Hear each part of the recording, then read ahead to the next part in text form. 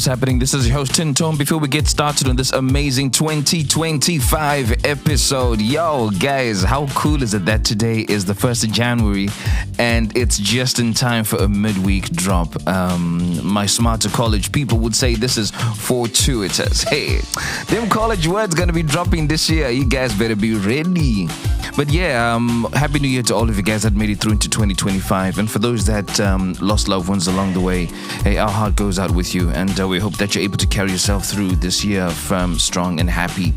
Before we get started on this week's episode, I'd like to give a shout out to everybody that got me coffees, starting with you, Gamu. Thank you for 3 generous coffees, and your comment there reads, you're doing a great job, Tinto. And then our resident contributor, Sarah. Another 3 generous coffees, and you comment the reads, Chegumi, done. And then we've got Kuziva Madungwe. Thank you so much for your generous contribution. And your comment there reads, thank you for the hard work, Tinto. Happy early Christmas to you and yours. Much appreciated. Then we got 3 generous coffees again from Yvonne.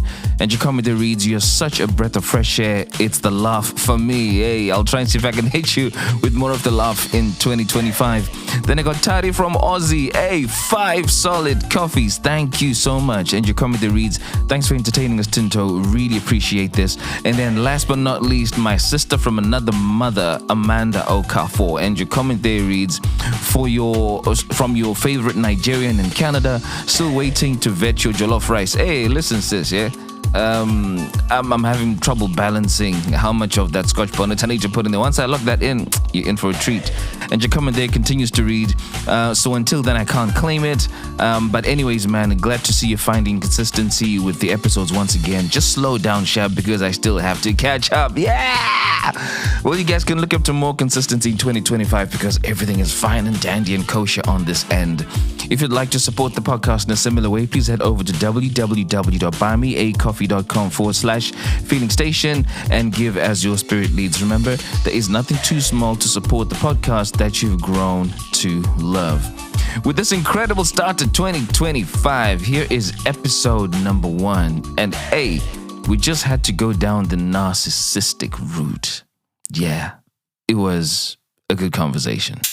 This is my song, this is my jam. This is my song, this is my jam. It's the midweek drop, yeah. This is my song, this is my jam. This is my song, this is my jam. Hello. Hey, Good morning to you. This is my song. good morning. Goodness, 9 o'clock on the dot. Of course, we don't mess about. You know, some of my friends actually say I've got the wrong calling and I should have been in the military. You really should have been. 'Cause you're acting impeccable. I was just like, oh, let me go get my tea. He'll probably Nah. call and fight. We don't do that here. Bang on the hour. The only times I ever miss starting right at the time we're supposed to is when I've had some technical issues. Oh, Welcome to the Feeling Station. thank you. I'm excited to be here. I've had this topic on my mind for quite some time, and I've wanted to talk to somebody about it, somebody Yeah. who might understand, and it seems you are the man to go to. Hey, get in there. Thanks for that. For those listening to the podcast for the first time, it's a romantic family and friendship breakup podcast showcasing stories that people would like to talk about with a view to give lessons from their experiences. Now, I hope you find today's story entertaining, but more importantly, meaningful. And the podcast is popular for 2 main reasons. And before I go into the normal way of doing this, maybe I should just highlight this because I think it will influence what the naming and everything else that happens after it is going to go. So, about 2 weeks ago, you sent me a message on Instagram, and your message read, I listened to the Mariam and Bill episode and truly brought some painful memories up. I would like to talk narcissistic personality disorder because that's the character she was dealing with. It's hard to understand when you've never dealt with it before. That's why she was confused as to how she got so tangled up in his mess. It's eerie because the language and the words and the behaviors are literally the same as my ex-husband. And it's scary, and I'd like an opportunity to chat. And so this is literally the opportunity. And then I think as we spoke to set this up about a week ago, I was going to pitch it as a midweek drop, which is a more laid-back approach to conversations that either come up through social media or on a podcast episode. And then if it eventually morphs its way into an actual episode, I'm a happy bunny either way.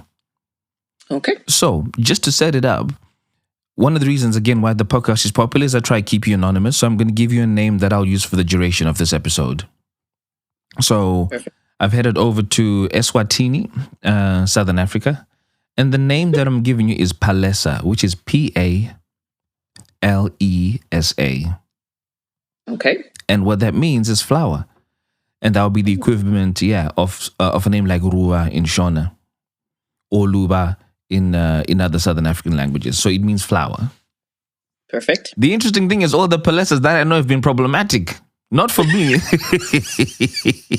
Do you know what? I was literally about to say that. Oh, really? Really? Do you know a Palesa who's also a danger? Yes. You do? Gonna send you an episode for this guy I can't get enough of called Joseph Daddy. And he's done an episode with a couple where the girl was called Palesa. That was when I put my hands up and says, yeah, Palesa, it's certain. But I guess... The name is the problem. Yeah, it could be. It could be somewhere, somehow. So the name is Palesa. And what name would you like to give the gentleman you'll be talking about?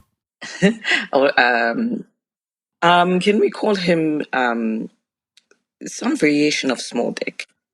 Some variation of small dick. Yes. Oh. And what is that going to be? SD, I guess we could call it. Wow. Okay, fine. I have so many questions. So we're going to go with SD. Bruh. Okay. So the story is about Palesa and SD. And I could either do lessons now so that if it eventually morphs into an episode, I've got the lessons. Well, I can pick it up later. So let's get straight into it. The second reason why the podcast is doing great is there are real life lessons that people learn from the experience that you're going to talk about. So what would you like anybody listening to your episode to walk away with? So the first lesson, don't ever be afraid to say no, thank you, or afraid to turn down somebody. Oh. Second lesson is your instincts are hardly ever wrong. Mm-hmm. Hardly ever wrong. So listen to that. Mm-hmm. And empathy and compassion are not a weakness. They are, in fact, a strength. Mm-hmm. A strength that requires you to guard your heart and mind in Christ Jesus. Oh, my God. I really, really like that. Because I think for a lot of people, that's what they struggle with the most. The ability that they're able to empathize with something and the situation and be compassionate. Yes. And then they start feeling that the moment they stop being that, it doesn't sit well with their soul. Yes, that is exactly right. Yeah, that is exactly right. And that's how we end up being locked up in these situations. Nice. So are those the three lessons you have? Yes. I'll just play those back. Number one, don't ever be afraid to say no. Hold on. Did I get that right?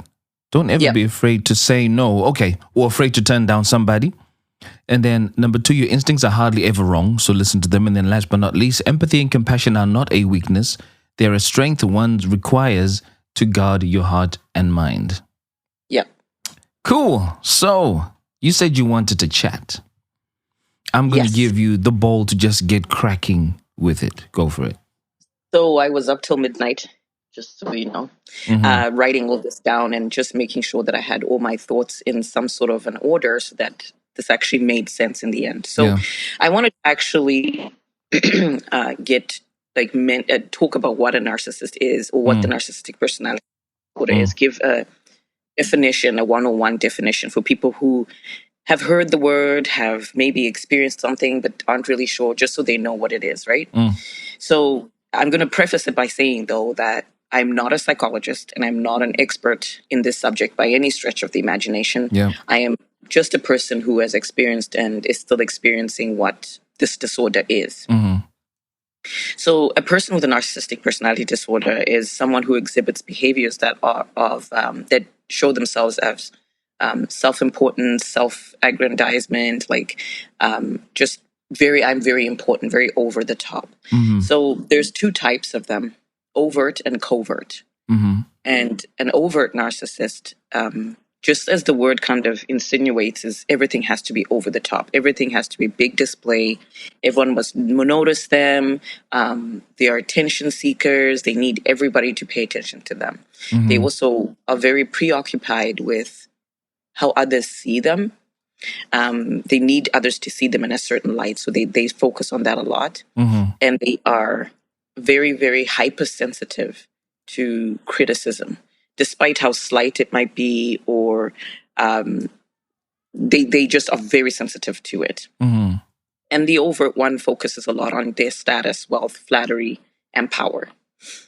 So again, that, to me means the over thing. They're very overly in your face. Yeah. Then the covert narcissist, they come across as humble and kind of kind and caring for people, and they want to help people. So again, that word covert, this is the way I look at it anyway. Covert is like cover. So they are covered who they really are. And these people actually lack empathy. They don't care about anybody else but themselves. They exhibit passive aggressive behaviors. They are gaslighters. They have this superficial charm to them. So anybody who meets them thinks this person's wonderful. Like, how could you not like this person? They're amazing. And they have this way of talking that just makes you feel good, right? They're also attention-seeking, narcissists are. And they are hyper-focused on fantasies of grandeur, everything. They imagine this big, larger-than-life kind of life. They are very, look at me, I'm going to be doing this thing, but I'm so humble, That's what they are. So it's confusing, right? Right off the top, it's very confusing. And both of these types of narcissists are harmful emotionally, mentally, physiologically, physically, and they can be violent. So they can be violent, but not all narcissists are violent, right? I just want to clarify that. And it applies to both males and females, right? Which one would you say if you've experienced this? As you were describing the different types, they kept ticking boxes with people who have dealt with in real life, and it has to be covert. Covert, yeah. Definitely covert. And I think what really messed my mind up was, ever since I started hearing the word narcissist, which I think maybe is in the last 5 years or so, that's when it became Correct. more and more. In fact, I got exposed to during COVID, I think. So 2019, thereabouts. I've always assumed that it's associated with men. Yep. And males, because everybody who was moaning about them happened to be a female. No, he's a narcissist, blah, blah, blah, blah, blah, blah, blah, blah. Until I came across some people who were not male, they were female, and they often left me like feeling like, okay, I can't place what this is, but I don't think I like it. Yeah. And then the penny dropped, I think, in the last 6 months, is when I've finally gone, oh shit, this person actually is a narcissist. Yep. And then when I looked into it myself and learned that it goes both ways, one of my friends actually said, well, guess what? And I hope people don't shoot me for this, but they say women actually do a better job of it than men do. They do. I was literally going to say that to you. They do. Because one, the expectation for men is already there. Yeah. So when you're not expecting it from somebody else or different gender, it catches you off guard. And because men are, for me anyway, I view men as men have control over who they are, right? They seem to know who they are right from the get. This is who I am. This is how I lead, or how I lead my life. So when somebody comes along like that and they really throw you off, and I feel like it's harder for men to catch, because they're made to feel like what it is that they're doing is right, but it's not, because it's very confusing. Extremely. And now I think I get why you were saying you really wanted to talk about this in Mariam and Bill's situation, because she was completely confused by it either. She just didn't catch it. Didn't catch it. Had no idea. And you've not dealt with it before. You don't know how to behave. No clue. And like it was only at the end of that conversation that she said, I think he's a narcissist, but she wasn't even sure if she was saying the right thing, you know? So yeah, it definitely is confusing. So I wanted to start with that and just get that out there so that when people, and I can always, and by the way, I can send you these notes if you want to add them to your, That would be very helpful. then people can read it, right? Yeah, I will. So I wanted to go into my experience, and I can't really go all 10 years because we'll be here for 2 weeks. So Okay. I'll start with the big incidents and then I'll build on them. Yeah. So I met him when I met SD when I was 21. He was 27. When you're at And- MSD, what's that? Sorry, I met SD. Oh, right. Oh, sorry. Yeah, sorry. Go on. Yeah. Yeah.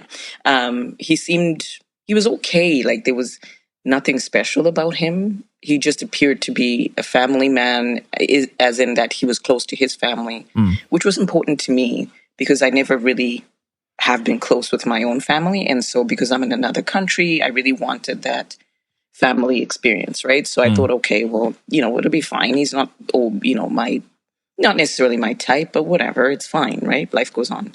What was it about him that wasn't your type? He couldn't really carry conversation the way I like to carry conversations. Like I had previous boyfriends who we could have long conversations about anything from politics to just anything. But he could not really carry a conversation. So he wasn't my type in that way. And again, he came really hard and fast with the gift giving. And I don't love gifts. So it was just a lot. He just came on pretty hard and pretty fast. And so I just thought, he's not really my type, but I'm here. Let's just do the thing. Let's see what happens, right? But of course, that's part of the game, right? For lack of a better term, it's part of the game. The first red flag for me was when we went to he invited me out to his apartment because he was like, I want to cook for you. And I say that in inverted commas and use that word very loosely because all he did was just boil potatoes and boiled chicken and breast, like. Okay. Anyway, so it was a very loose cooking. Anyway, I noticed that he had some pills on the counter. And it struck me as odd because why would you have medications that you're taking out in the open for anybody to see? I'm a stranger, right? This is like our third date. I'm actually still a stranger. So why would you have those out there? So I just sort of looked at it and I thought, okay, that's odd. So out of curiosity, it got the best of me. I was like, hey, what are these for? And was it my business? No, but they seemed placed there. Like I was supposed to ask. So I asked.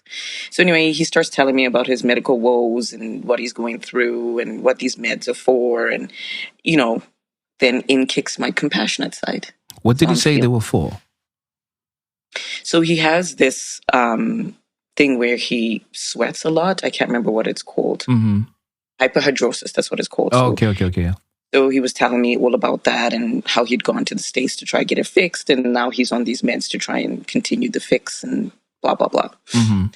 So, of course, I'm starting to feel sorry for him. I'm like, oh, I wonder if there's anything I can research to help him. And I'm turning into this person that I am. And honestly, this is how these people start. They bombard you with everything that's wrong or good or going on in their lives, right? To draw you in. So, and just to note his exact response when I asked him about these pills, he actually said, oh, I put those out there because I knew you would ask. Oh. So in my mind, I was like, who does that? Like, that was my immediate reaction in my mind. I was like, who does that? So, but what is he saying? He knew you would ask because if they were not there, you wouldn't ask. Correct. So what was he expecting you to ask? The point was to get me in feeling sorry for him about his medical woes, right? That's the point, right? To get you brought into his world. He's got to tell you everything up front. Wow. And it looks like, okay, well, this person wants to get to know me and blah, blah, blah. But actually looking back, it was a manipulation tactic, right? It was if you really think about it, somebody's manipulating you if they're putting something out because they know that you're going to ask about it. They want you to ask about it so that they can, I don't know, come up with a story or do whatever they want to do with that information, right? Yeah. And so on its own, it seems insignificant. It seems like something to ignore, but what comes after that for many years actually highlights how manipulative that behavior was, right? So, like I said, narcissists love to overshare everything right at the top, and you think that they're really eager for you to get to know them, but actually, that's what we call love bombing.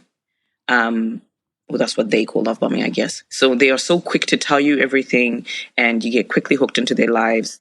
And what's funny is I actually had a boss who did this in an interview. It was the weirdest thing. She just word vomited everything about her daughters and about what kind of life they lead and who they are. And I remember thinking, that's the oddest thing to bring into an interview. Like, why are you telling me this?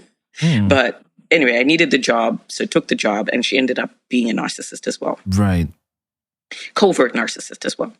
So it might also not be just telling you this stuff. It can also include buying you gifts, and which he was big on, and taking me lavish restaurants, keeping all his attention on me, making sure he was always available for me, which Miriam had the same experience. Yeah. Right? I remember her saying that he was always available for her. And immediately I was like, yep, because he needed you to depend on him. Right? Because they will use that later. So I won't harp on the behaviors too much, because there are like 1,000,001 podcasts that talk about narcissistic behaviors and what they look like. But I'll just keep going on my experience and what the effect that this kind of behavior or narcissists have on people, right? So over the 10 years that we were together, it was a very confusing time for me. Like I was literally living in confusion. I was always confused, never sure of what the truth was or what was real, what wasn't. And I was constantly questioning myself, double, triple thinking over the most stupid decisions, I was overwhelmed very easily. And so I relied on him to help me, which is what he wanted, right? Part of the game. So were you like this because this is how you are as a person? Or this is what you became as a result of being around him? Became as a result of being around him.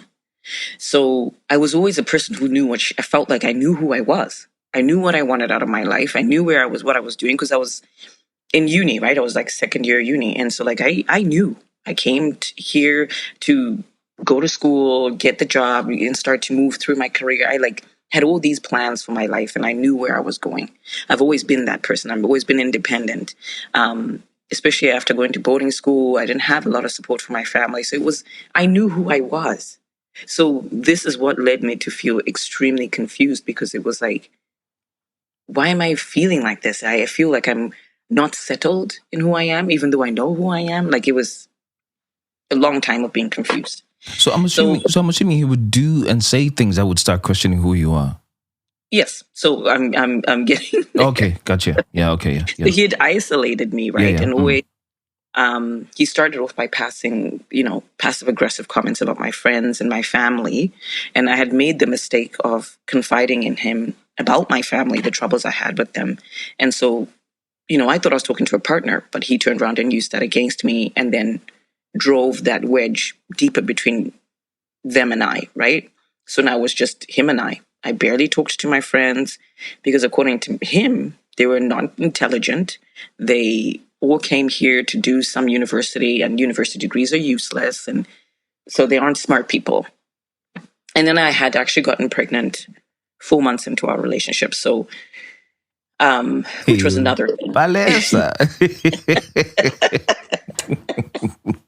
So, which was it was an added thing, right? So, and to him, mothers don't need to have friends, because his mother never had friends, right? Mothers should be barefoot in the kitchen, cooking and cleaning and watching their children like a hawk. You don't need friends. So that worked to his advantage, right? He could use that to get me to stop talking to my friends. So once I was done uni, I went to work, and he would take every single check that I got, because I owed it to him, apparently. Because I was because he worked away. So I should mention that I lived in one city. He worked in another city, like 5 or 6 hours away. Yeah. He was always, he'd be gone like 3 weeks at a time, and then home for a week. Wow. Right. So for the time that I was finishing uni, my daughter was like 2.5 by the time I was done and started work. So I was home, technically stay-at-home mom. So I guess to him, I owed him this money because I was sitting at home doing nothing, according to him. So he used to take the money, and bear in mind, this man was not making small money. He was making a lot of money. Like, we're talking $50 an hour. You're gone for 3 weeks at a time. This is back in 2011, 2012. Wow. And he's working anywhere between 12 to 15 hours a day for 3 weeks, and every single day for 3 weeks. Wow. Right? So do the math, right? Yeah. So, and that was back then. So he was like, I'll handle the money. You don't know anything.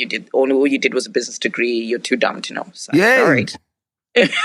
Like, literally, this is how this man was, just like, this is who he was, right? You're too dumb. You don't know anything. I'll handle the money. So, okay.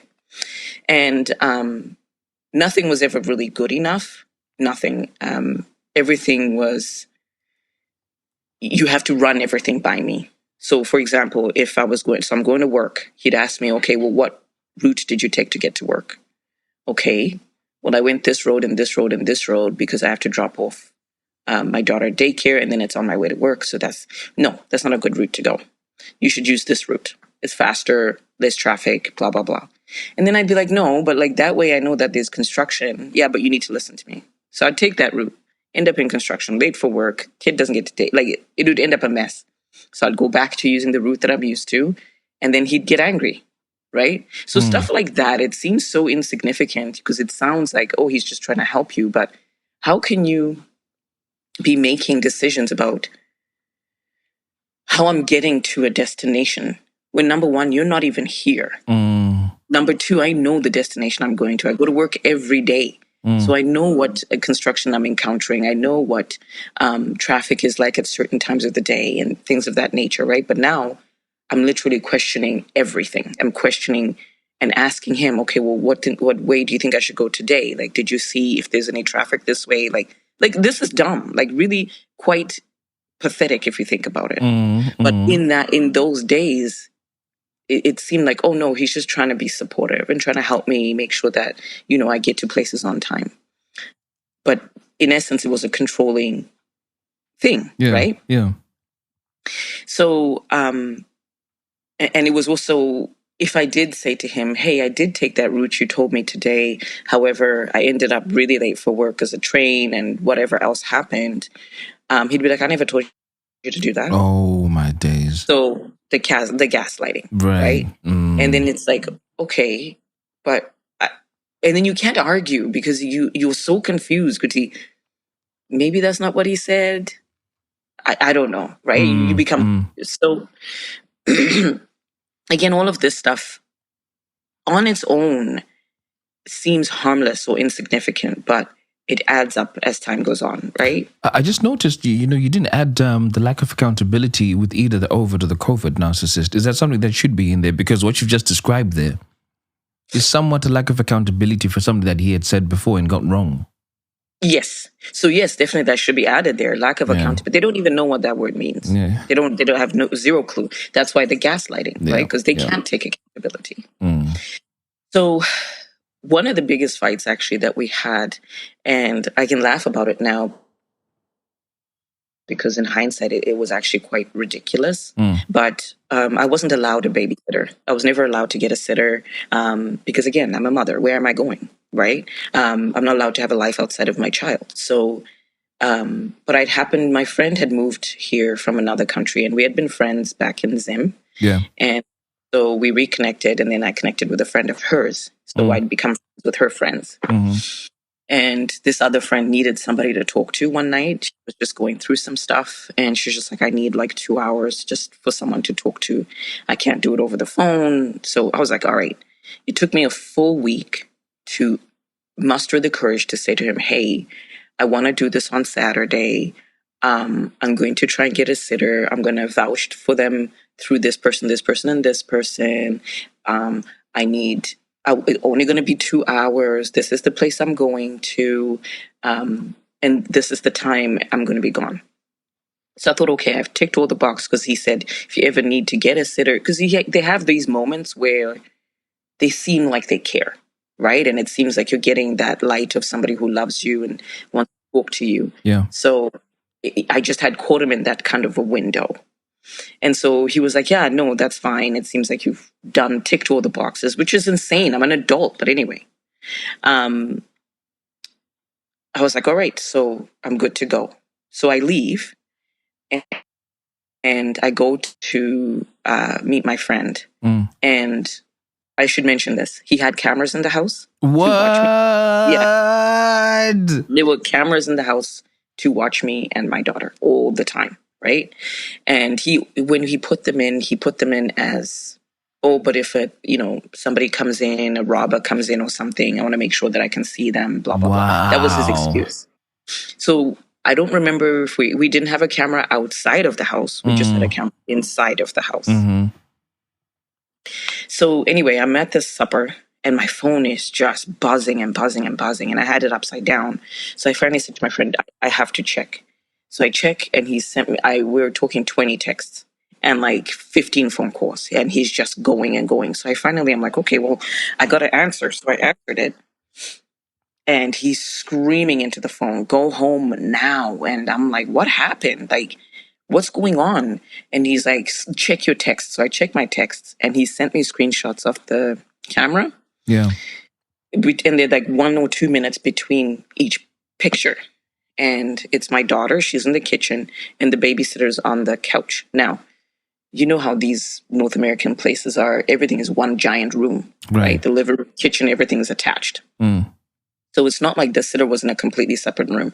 She was watching my daughter, who was in the kitchen getting something from the pantry by herself. And it's like, this sitter doesn't even care. She's not helping her. She's putting the child in danger. You need to go home. And I'm looking at the pictures and I'm like, what's happening here? Nobody's in danger. So anyway, I said to my friend, look, I got to go. So we leave. I get home. Sitter's gone home. And then he calls me. I put my daughter to bed. And then he goes on and on and on for an hour and a half, just screaming at me how I'm a terrible mother, terrible parent. How dare I leave our child with the sitter? And he's just berating me for a straight hour and a half. So in the end, I'm just like, okay. And he's telling me, I'm coming home tonight to kick you out of that house. You don't deserve to be living in that house. You don't deserve to have a child. You don't deserve to even be where you are. I own everything. I own you. And he's just laying it on. So I'm like, okay. He's like, yeah, I'm going to drive home tonight. And so he's 5 hours away in the middle of a bush. And he's at least an hour out of the town that he's living, that he's kind of where he is. So what would happen is they would leave their vehicles in the town, and then they would take the bus into the bush to go to the campsite. So the only way in and out of there is the bus. So I'm like, okay, well, how is he going to do this? In my mind, I'm like, I'm so exhausted. I don't think he's going to be doing this tonight, because how's he getting out of this campsite at midnight? Yeah. Anyway, I'm like, all right, I go to bed, wake up the next morning, my phone is just on blow up. So I'm like, what the heck now? So I open the text. How dare you fall asleep? Not even wait for me to come home. I could have been eaten by bears and wolves. Wow. So I'm like, what the heck happened? So what he had done was he had actually taken one of the company trucks and started to drive back to town to go get his truck. And he'd ended up getting stuck in the snow because it was in the middle of the winter, right? So he got the company truck stuck in the snow. And I guess then he had to walk back to the campsite in the dark. Truthfully, yes, bears and wolves, they roam around there. So he could have been eaten by them. But how is that your problem? This is the thing. This is exactly the thing. How was I to know you were actually going to try and leave campsite in the middle of the night and take a company truck and get stuck and then possibly get eaten by bears and wolves? How was I supposed to know that? Anyway, of course, like you said, it was all my fault. And I can laugh about it now, but how insane is that? Right? But I did actually take it on as my fault. It weighed heavy on my soul for a very long time. And I thought that would have been the worst thing If he had been hurt by an animal, my child wouldn't have a father. Like it took me a long time to realize that this was crazy. This was not my fault, right? But the behavior, this kind of behavior, it definitely weighs on your soul, and you carry it with you, and it starts to diminish who you are, because you're forced to think now, am I really a compassionate person that I say I am? I couldn't even hear that somebody could have been eaten by animals. Funny enough, I was about to ask you, you seemed scared of this man. Yes. And very afraid of him. And you were afraid of him. I know there's a lot of stuff you've described that could have led to that we may not have caught. But is it because he was so full on as an individual, and that he was so commanding to say you can do this and you can't do that? Yes, that, and the way, and I know it seems silly because he wasn't there physically most of the time, but he definitely controlled me via phone, right? So I was afraid of him. I was afraid of, if I did something wrong, how much is he going to yell at me? How much is he going to berate me? Like, I was afraid, genuinely. Are you generally a timid person anyway? No. Before you even met this man? No, I'm not. I wasn't. I'm not actually a timid person. I would like to think that I can talk to people. I'm okay to talk to people, look people in the eye, say, no, I disagree with that, and actually be strong in my stance. But when it comes to him, I'm not even going to say when it came to him, I'm going to say when it comes to him, I am still very much afraid. Even if I'm 100% honest with you, I'm been petrified to bring this up because I'm afraid somebody's going to hear it and send it to him, and then I don't know what the repercussions of that is going to be. Okay. So I definitely appreciate the anonymity, but some of these stories are very specific, right? Yeah. But anyway, it is what it is. Whatever happens is what happens, right? So, you start to get diminished, and you start to see yourself as the version of what they say you are. You stop seeing yourself as yourself. You start seeing yourself through their eyes. So every little bit that they chip away at you and break you down, it's a slow process, but it's still happening. But it's just enough for you to not notice, or maybe you do, but you're not quite sure what it is. So you don't know how to pinpoint where the issue is, right? So just silly things like, and so back to Miriam, actually, when she started talking about how he was like, that dress, you should change the way you dress. My ex did this exact same thing. Wow. You can't wear that. You're a mother now. You should wear a shirt that covers you fully. You should be in skirts. Why do you wear pants? Are you trying to show people your body? Like, what are you trying to do? Like, and then just starts chipping away at who you are as a person. Mind you, I never used to dress provocatively. I'm not that person. But to him, pants meant you're trying to get attention. A dress, you're trying to get attention. So you need to dress as modestly as possible, right? So that kind of stuck out to me when she was talking. So years of this slowly dimming my light started to cause me anxiety and weaken my resolve and ability to make simple decisions, right? And, just thinking about, okay, should I take a left turn here or a right turn here? It's ridiculous how you start to really overthink every single thing. Do I start supper now or do I wait 5 minutes? If I wait 5 minutes, will it throw off the whole day? Wow. I start to calculate my day down to the very last second. If I leave work at exactly 4:30, I will get to pick up my daughter at exactly 4:45. I will get home for exactly 5 o'clock and make sure she's eaten by exactly 5:30, because he's going to call at 6 o'clock. And if we're still eating, it's going to be a problem, because now I'm feeding my daughter too late in the day, and she should be eating and be in bed by 6:30. Do you see what I'm saying? Yeah, I'm just, yeah, this is such a dynamic shift, and I get it. The temptation for somebody who's on the outside is to say, "Girl, how can you allow yourself to change so much?" 100%. But then, I remember what you said in the message that you initially sent me, when you say that it's really hard to understand when you've never dealt with this before. So you didn't even know what this was anyway. No idea what this was. Wow. I knew something was wrong, but I didn't know what it was. What is it? What is this? how do you even quantify this to anybody? Yeah. Because again, you try to tell it to a friend and they say, girl, you're silly. Just make supper whenever you want to make it. And I'm thinking, I can't do that because he's going to call at 6 o'clock. And if he asks me what time we had supper, I've got to answer that question.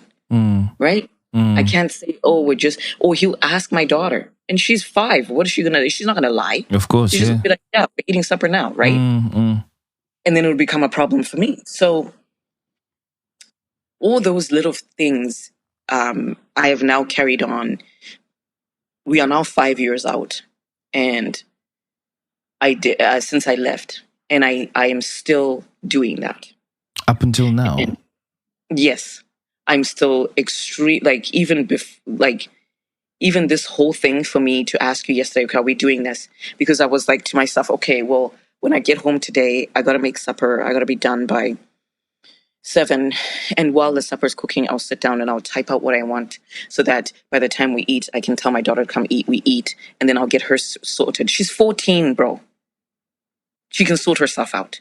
But I'm still thinking, okay, then I got to tell her, okay, supper's ready, she eats. I ask her if she needs anything. If she doesn't, then I'll sit down and I'll type out what I'm thinking. And then tomorrow morning, I'll be up at 7:30, make sure that if she needs me, she's 14. Wow. She doesn't need me right now, not to that extent, you know? But that's where I'm at. That's where my mind is still so affected by what he did. Like I said, 5 years out and I'm still this person. Is right? it, I mean, he obviously doesn't call anymore to check your food has been made and all of that. Not that, but he definitely texts to ask things like, and again, I'm going to keep going into the sort of things that he still does. Yeah. But it's not necessarily a phone call. But this week I finally blocked him. And this is just this week.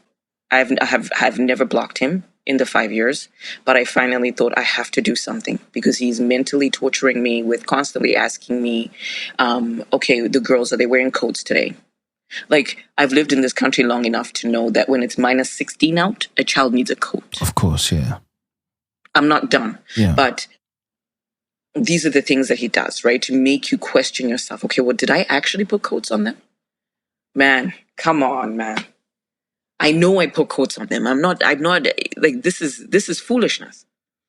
So the behavior is life impacting. Right? Like in the fulsome of it's life impacting. Yeah. So for the first year that I left him, actually, I would hear his voice constantly question me about direction I was taking to work. This is another job now. And it took me a year to finally say, it doesn't matter what direction you take. It really doesn't matter. As long as you get yourself to work, it doesn't matter. Right? And I had to work on that inner voice and tell myself, it doesn't matter. It doesn't matter. He's not here. He doesn't know where you work. So he doesn't have a way to tell you how to get to work. Right? And mind you, this city doesn't matter what direction you take. We have 2 seasons in this city, summer and construction. So whichever direction you take, you're going to be stuck somewhere. Wow. Okay. Yeah. And I found myself feeling shameful. I find myself feeling shameful for sleeping in. If I sleep in for more than 10 minutes, I'm constantly thinking, okay, well, I must be lazy and selfish like he said I am because I'm not up to make a gourmet breakfast for my kids 10 minutes early. I'm not up to spend that 10 minutes with them.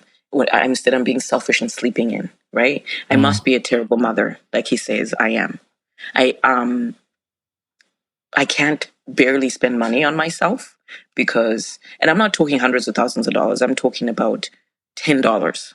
I'll look at a chocolate in the store when I'm buying groceries and think, I would love that. However, I have to buy someone a pair of mitts, or I have to buy someone some shoes. Oh yeah, so-and-so's birthday is coming up. I got to buy them this.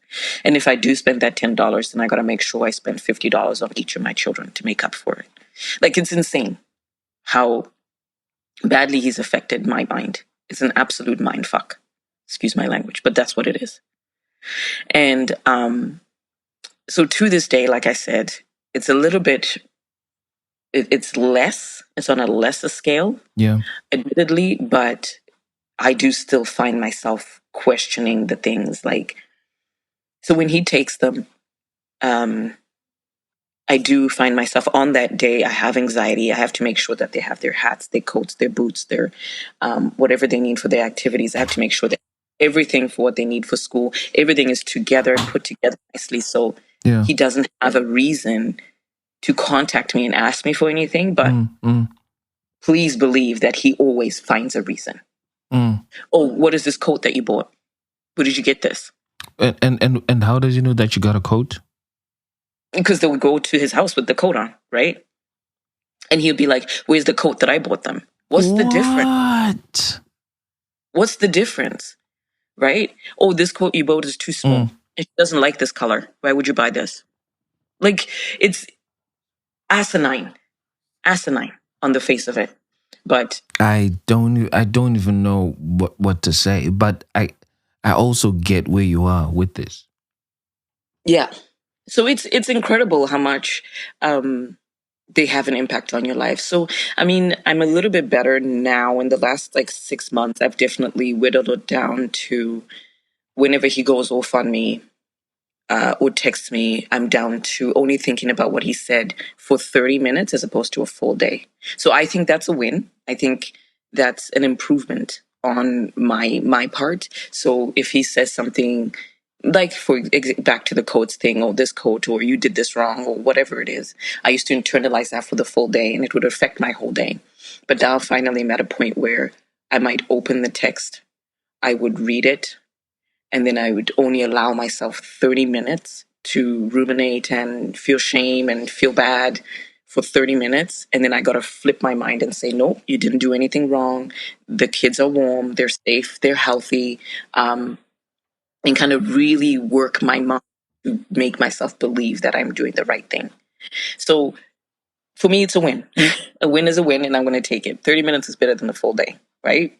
Absolutely. I mean, I think you have an even bigger win that I hope you pay homage to and you pay a lot of attention to. It was leaving in the first place. Yes. Because a lot of people get so used to the abuse and so stuck in it that they don't know how to weave their way out. They don't. And that's how issues like the Stockholm syndrome creep into things.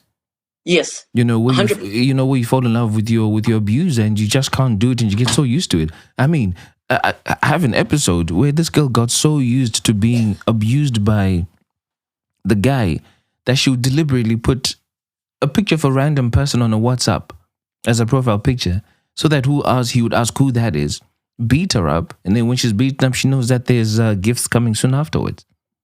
My goodness. And they struggle to leave. It's an episode called Hit Me Again. I think it's episode 20, if I remember, or 120. It's got a 20 to it. Yeah.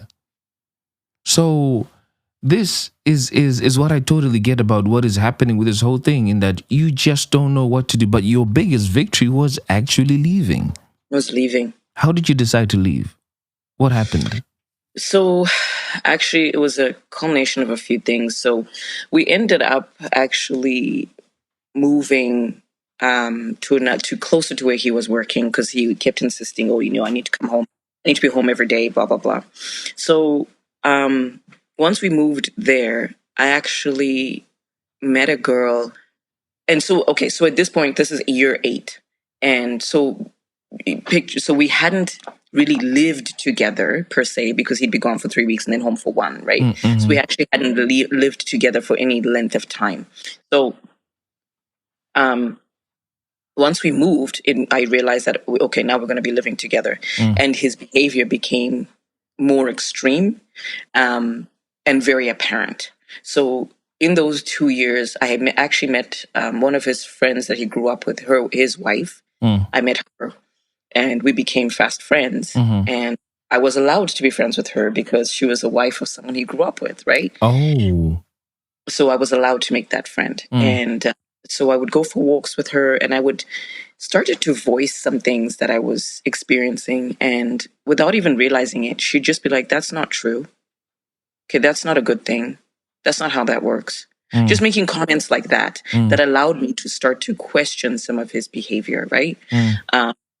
And then I started to feel I was getting really strong within myself and started to push back on him a lot. And then her and I actually ended up going on a girls' trip, which was the first one I'd ever been on. And I was absolutely shocked that he allowed me to go. But he liked her because she was his friend's wife, right? He thought she was this woman that did everything that his friend told her to do. But actually, it's the other way around. Anyway, but we ended up going on this girls' trip, and it was the most amazing time. And when I came back, I was like, yep. So my first thought was, okay. And I was a stay-at-home mom then. I wasn't working anymore because now I was on baby number 3. I was on baby number 3. So I was now effectively home.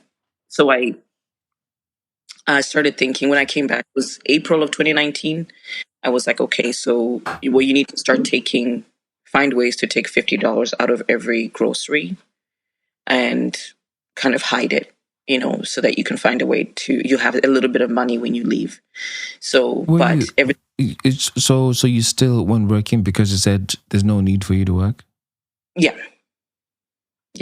There's no need for you to work. You're a stay-at-home mom now, which, you know what? If you're in a good relationship, that's a good situation to be in. You should be home to raise your children, right? But it has to be a good relationship. This was not that. So 2019, some things, we bought a house, and then he came clean that he was gambling, and I started to find out that he was cheating on me, and it was just so much stuff that was coming up that August 2019, I just snapped and said, I'm done. I didn't even have the $50 that I was trying to take out of the account. I had nothing. And so then he locked me out of all the accounts and everything, and I just said, I can't do this anymore, and I left. Actually, I didn't leave the house, but I just told him I was done. And so I told him on like a Thursday. By the next Tuesday, I had a job, and then I was trying to figure out how to move from there. So that's how I finally left. My friend didn't tell me to leave him. She just was allowing me to go down the rabbit hole of really thinking about his behavior, right? So that's what allowed me to kind of eventually say, no, I don't want to do this anymore. So it took a while. It was like 2 years. We were there 2 years before I finally said, I'm done. And then I left that town and came back to where we used to live. And actually didn't have custody of my children for 7 months while we waited for court. And then I got awarded the custody of the children. So they were allowed to then move with me 5 hours from where he was. I left with nothing. I left with the clothes on my back and a couple of dish towels that I wanted. But everything else, he got the house, the cars, he got the furniture, he got everything. Everything. I just needed to get away. And I left. When you say he got all of this, was this because you didn't put up a fight, or? Correct. Okay. I had zero interest in putting up a fight. I actually was like, the only thing I really want is my children. Everything else is just things, man. They're just things. They're not, he had bought me, so he bought the house, and then he was like, now you need a fancy car, because it was a really nice house. And he was like, now you need a fancy car. I was like, no, I don't. Like, our kids fit in the truck that we've got.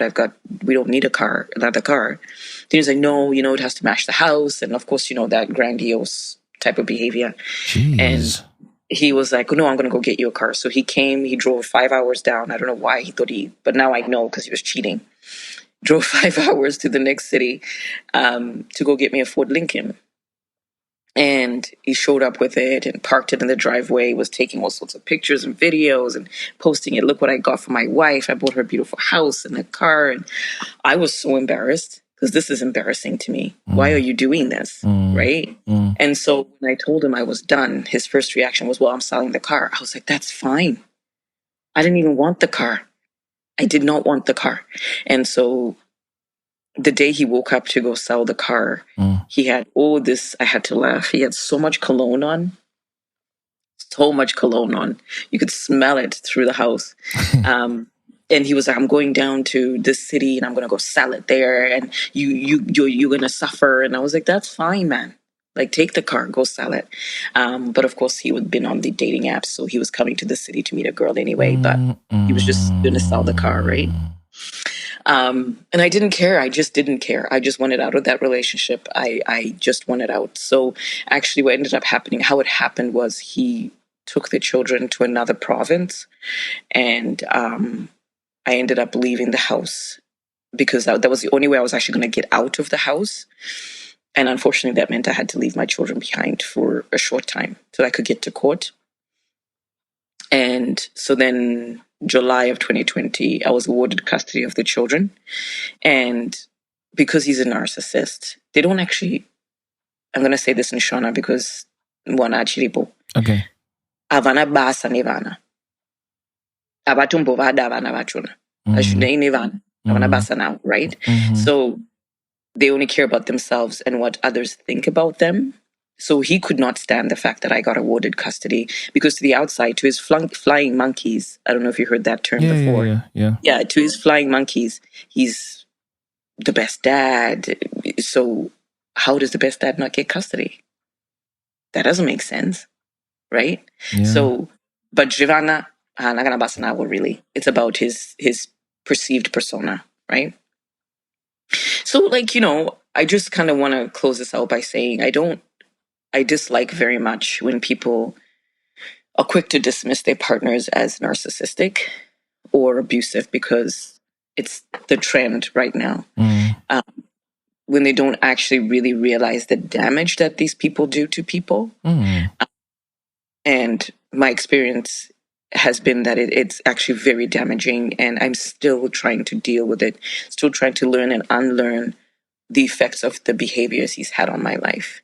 The fact that I have panic attacks now, and I have to question everything still, and I'm still working on, I have to block him, but I can't block him, but I have to block him. Like that kind of stuff, and always having to wonder if you're who you really think you are, or are you the person they told you are, right? It's embarrassing. Honestly, it's so embarrassing. And so if somebody who's really truly been abused by a partner, it's embarrassing to talk about this because you're so in your head that, number one, this person has convinced you that you deserve this. And then you start to convince yourself and look at your behavior and determine that, okay, yeah, so I did do that wrong. I did hire a babysitter. He told me he didn't want one. So of course I deserve to be yelled at and told that I should leave the house. It's embarrassing, right? So when people are just so quick to say, oh, my ex is narcissist, I'm like, you don't even know what that means. What does that mean to you? So I struggle with that. And I struggle with how people really look at narcissists these days. So, and everything they do is by design, Tinto. They are literally the same person over and over and over in different people. They work the same, they use the same words because it's a personality. It's a disorder, but it's a personality. And it's creepy, like I said in the text, because they use the same words, the same phrases, the same way of doing things. It's just done to different people, right? It's actually a sickness, but I mean, that's neither here nor there. They can be sick if they want, but it's not up to us to fix that. So that's where, we'd actually met with a therapist before I left. Because he was like, let's just try this therapy thing. And I was like, okay. And I ended up breaking down and crying and just being like, I don't know what I'm doing wrong. Like, I'm just trying to be a good mother and a good wife, but it's just never enough. And like, I'm bawling my eyes out in the therapist's office. And he just looks at me and then he looks at the therapist and he says, yeah, but she doesn't like my mom. But she doesn't like my mom. The most random thing. And so the therapist looks at him and says, did you hear what she just said? Like, are you listening to her? Yeah. And he's like, yeah, that's all theatrical. She doesn't care for my mom. So, and the therapist was just like, okay, I guess we're done here. And then she held me back and she said, you need to run. She was like, this guy is on the extreme end of the spectrum, narcissistic spectrum. There's no helping this relationship. And she warned me that when you do leave, it's going to be hell on earth for you. And it has been hell on earth for me. So, it's not I wish people would stop using that term so flippantly because it's not an easy thing to go through. it's not fair to those of us who are actually still reeling from that behavior. And it'll be years before even my children will be able to break from him. Yeah. Right? So Mukuru hachaenda kumba kwa baba wake because of what? Because behavior aids. And he did the same thing to her. So hachatoda kwenda kwa baba wake. But Vadiki, the court insists they have to go. Yeah, right? of course. Yeah. So I have to find a way to, I guess, pray and protect them. Upon nothing else I can do right now.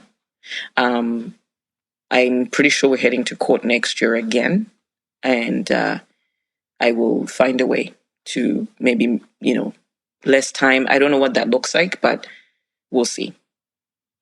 But even just thinking about it makes me want to throw up. But I know it has to be done because I have to protect Manavanku. I have to. They can't live like this. They can't carry on with life like this, right? Couple takeaways to just end it off. I'm doing everything I can to protect my children, everything I can to make sure that they never have to endure this over the course of their life. Like I said, my oldest has already experienced him in his full glory. One day she actually said to me, I experienced a scary side of him today. And I said, what do you mean? This was earlier this year. And she said, it's almost like I saw him shapeshift. His mask fell off right in front of me. She said he went from sobbing and crying and everything to just blood red angry. The flip of a switch. She was like, it was the scariest thing to see. And I said, okay. So that's when kind of she started to decide, right? He seems dangerous actually at this point.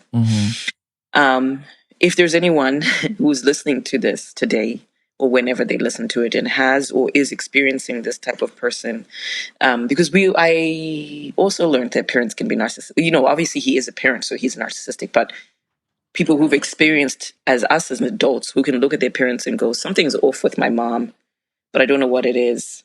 Look into this more, right? Because your parents can be narcissistic.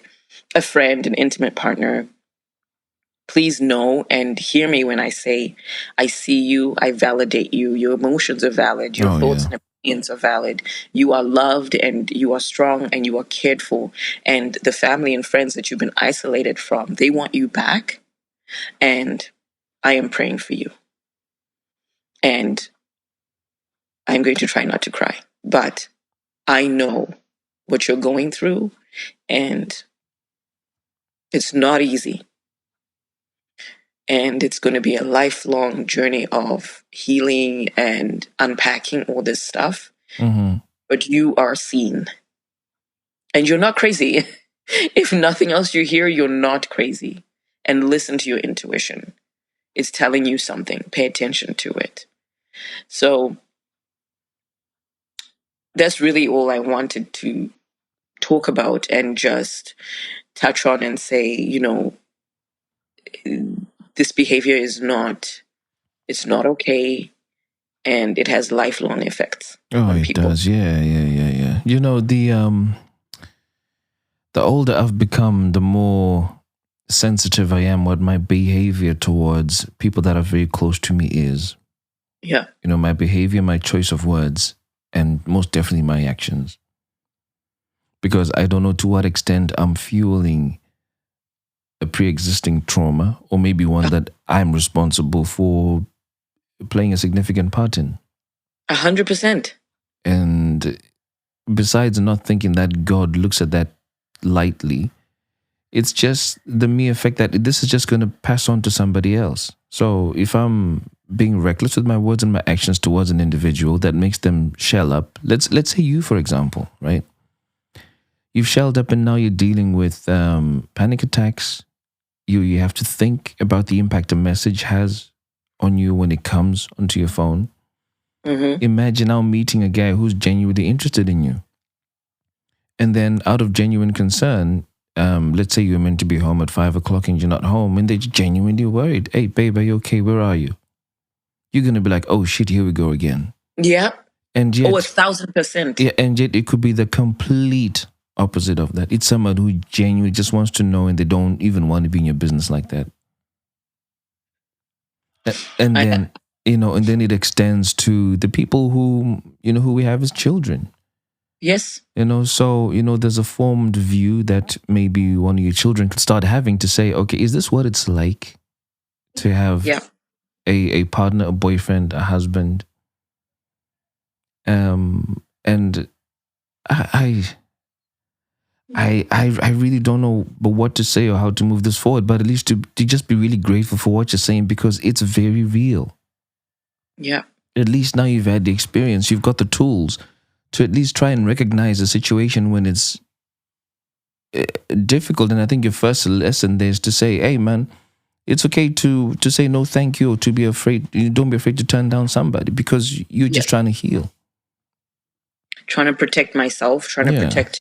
And like when you said, be careful when you think about your child and how you speak to her, how you interact with her, how you show up for her, all that stuff she carries with her, right? Mm-hmm. If she is at an activity or something and you are constantly saying, I'll be there, never show up. Yeah. She carries that. Yes. Right? Yeah. And she will live with that because no, when someone says they're showing up, chances are they're not going to show up. They're not going to show up. Right? And she carries that with her. So we have to be very, very intentional with how we deal with people, 100%, and very intentional with how we manage relationships and even manage ourselves to a degree. So it's, I know that, and like I said, I've been wanting to get on a topic, talk to someone about this so that people can know that this thing exists and it's a real thing. There's an actual personality disorder. And so just be careful. And like, also just because somebody has one of those traits, like they might be sensitive to criticism. Just because they have that trait doesn't make narcissist. Correct. It just means that that person has some trauma attached to criticism, and you need to just tap into that, right? But be careful when these things come together, start to accumulate, then you can probably determine that there's some level of narcissism happening here. But to be quick to say, oh, he's a narcissist because he questioned me about where I was, that's not what that is, So, and I see lots of women post on Facebook about this. Oh, my ex is a narcissist. He asked me today. He listened to Joe Rogan. So, of course, I'm like, what are you talking about, man? Just because somebody listens to a certain podcast doesn't mean that they're that person. Oh, no, that's right. They just like to listen to Joe Rogan. They enjoy his podcast. They enjoy what he has to say. Doesn't mean that that's who they are. So you can't dismiss that person. And I actually remember seeing a post about a woman wrote that about her husband, and she was like, oh my God, I'm so worried. I don't know. Should I leave? He's the Joe Rogan listening kind of guy. And, and all the women, he's a narcissist. You should leave. You should get out of there. And I just felt like saying, whoa. Is he listening to him talk about politics? What is he talking about? What is he listening to? And so it just strikes me as very stressful when people are flippantly using that word and just dismissing the actual emotions that come with the damage that comes with this. So I really appreciate you, taking me on. I just have one quote that I would like to say. Yeah. A life without peace is simply unprotected, crippled, unable to move forward, and hindered from maturing and developing in a healthy fashion. Amen. Amen and, to that. Narcissists are chaotic people, unpeaceful people, and they leave a destruction behind them. For those of us that want peace. Yeah, there's something I'll pick up with you offline. I mean, we'd already spoken before offline initially when we were setting this up. Yeah.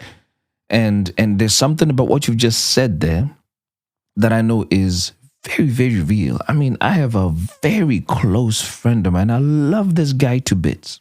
Love him to absolute bits. And when he described what he was dealing with and what he's dealt with for the best part of 13 years now. Yeah. made him realize the same penny that I realized about dealing with narcissists at about the same time. And what you've described, he is dealing with in the male version of you. Oh man. Yeah, in the male version of you. And for him, it was covert initially, but then morphed into overt. But despite whether it's covert or overt, the underlying thing is that there's a narcissistic personality disorder at play. Correct. And I almost feel like it would be nice if people who've had these kind of discussions have a little forum where they don't need to know each other intimately by name or by last name or have each other's contact information, just to get stuff out, an almost we listen, we don't judge type of thing, where you come in and you just talk. You don't have to say who it was or what they did, but just talk about what you've had to deal with and what you're currently dealing with now. 1,000%. I agree. And the thing is, I feel like you have to talk to someone who's experienced this. Yeah. Because if you talk, because when I tell my friends, because they've never experienced it, when I tell them the first comment, and to their credit, they're just trying to be supportive, right? But a lot of the time it's like, oh, he's just silly. Oh, yeah, just do this.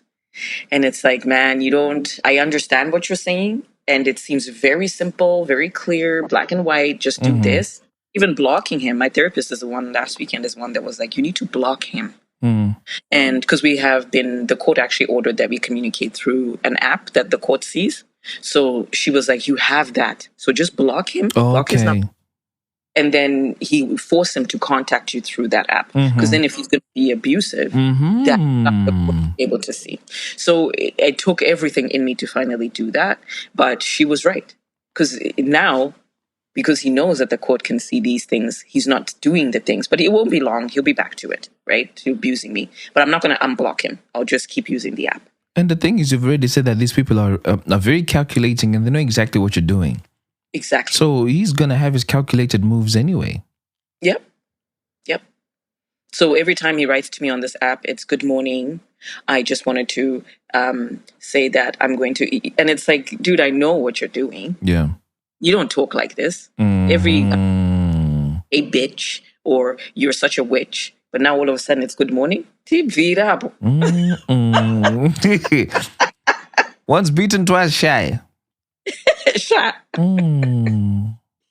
So, and I would love to actually be able to talk to men who are dealt with this more, because I want to know just a little bit more about how this has affected them. Yeah. No. That is something I can try and see if I can arrange.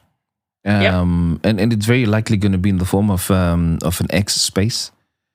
Oh, I'd love that. I would love that. Where people, if they want to, they could just or whatever forum it is. Because what I want to try and avoid is having people have individuals' personal contact information, then they start reaching out of nowhere.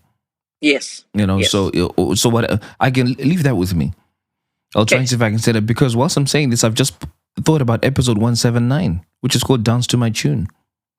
Same language, same behavior, same expressions of grandeur. Yep. Hypersensitivity to criticism, a lack of accountability, big display, flamboyance in the way that they talk, and then the person was downplaying the job that the girl was doing at the time, and said, "You'll never amount to anything. Just leave it. This is not going to go anywhere." Yep. So, oh my God, that the language is exactly the same, and that's that's what Bill said to Miriam. You're never going to amount to anything. This shit ain't going nowhere. This is what has happened with you, and I've been in a situation where I've had an ex say something similar. It's crazy. It's crazy, but then also in the same way, that's why it's called a disorder, because it follows a pattern and a trait, so you can classify it as something. Yes, and actually, I listen to a lot of true crime, and a lot of these murderers, they're narcissists, right?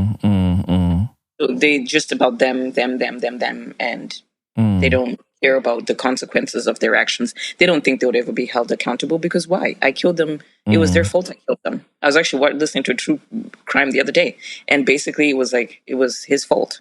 I put him in a suitcase. Like, why are you guys blaming me for this? He wanted to be in that suitcase. Like, what are you talking about, woman? So, yeah. And then people are just like, oh, she's crazy. And it's like, no, she's She's high level narcissist. Yeah.